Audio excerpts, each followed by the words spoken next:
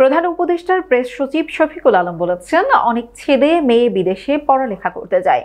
এক কেসে দেখা গেছে ছেলের একটি সেমিস্টারের টিউশন ফি হিসেবে 400 কোটি টাকা বিদেশে পাঠানো হয়েছে। সোমবার দুপুরে রাজধানীর ফরেন সার্ভিস একাডেমির মিলনায়তনে এক ব্রিফিংয়ে এসব কথা বলেন প্রেস সচিব। এদিন সকালে প্রধান উপদেষ্টার সঙ্গে বিদেশে পাচার করা অর্থ দেশে ফিরিয়ে আনতে টাস্ক ফোর্সের সভায় এ তথ্য জানান এনবিআর চেয়ারম্যান। প্রেস সচিব বলেন, মানি লন্ডারিংটা কিভাবে হয়েছে দেখেন, তবে তদন্তের স্বার্থে ব্যক্তির নাম প্রকাশ করছি না। আমরা কতটা ইনোভেটিভ প্রক্রিয়ায় টাকা পাচার হয়েছে আমরা জানতাম ওভার ইনভয়েসিং, আন্ডার ইনভয়েসিং এর মাধ্যমে, ব্যাংকিং সিস্টেম বা হুন্ডির মাধ্যমে টাকা চলে গেছে, কিন্তু দেখা গেছে কিছু কিছু জায়গায় লুপহোল খুঁজে 400 কোটি। পৃথিবীতে কারো টিউশন ফি 400 থেকে 500 কোটি টাকা আছে।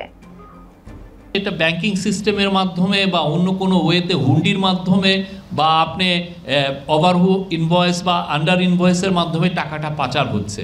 কিন্তু দেখা যাচ্ছে যে একটা আপনার ছেলে পড়তে যাচ্ছে, তার টিউশন ফি, আপনি যদি খুব টপ ইউনিভার্সিটিতেও পড়ান, আপনার বছরের টিউশন ফি কত লাগে? ঊর্ধ্বে 1 কোটি টাকা, এর বেশি তো লাগার কথা না। কিন্তু দেখা যাচ্ছে যে তার ইয়েতে 400-500 কোটি টাকা জাস্ট সেই টিউশন ফি পাঠিয়ে দিয়েছেন। এখানে 11টা কোম্পানিকে প্রথমে মার্ক নিয়ে কাজ হচ্ছে, বিকজ প্রথমে আইডেন্টিফাই করা হয়েছে 11টা কোম্পানি এবং ইন্ডিভিজুয়ালস।